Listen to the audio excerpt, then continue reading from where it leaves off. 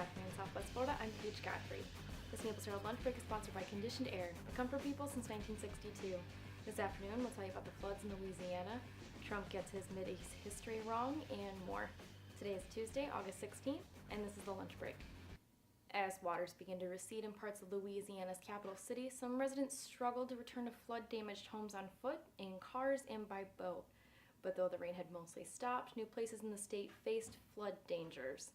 Rivers and creeks were still dangerously bloated in areas of Baton Rouge, as people filled sandbags there to protect their houses, bracing for the worst as the water worked its way south.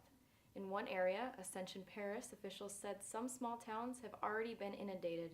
7 deaths have been reported and more than 20,000 have had to be rescued since Friday in some of the worst flooding the state has ever seen. At least 11,000 have hunkered down in shelters to wait out the floods. You can read more at naplesherald.com.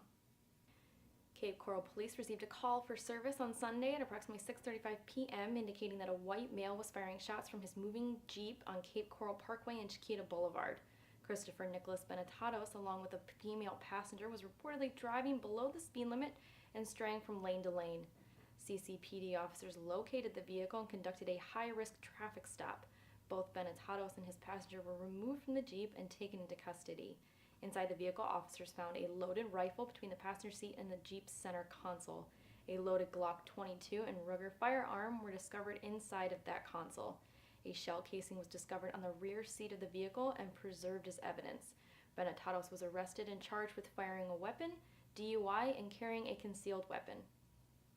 Donald Trump painted the Middle East as an oasis of stability before Hillary Clinton's tenure as Secretary of State, arguing that she and President Barack Obama launched the Islamic State group onto the world. In trying to outline how he would defeat the threat, Trump himself lodged several other false claims on Monday.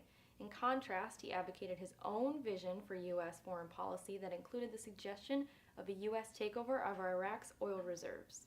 And that was the lunch break for today. I'm Paige Godfrey.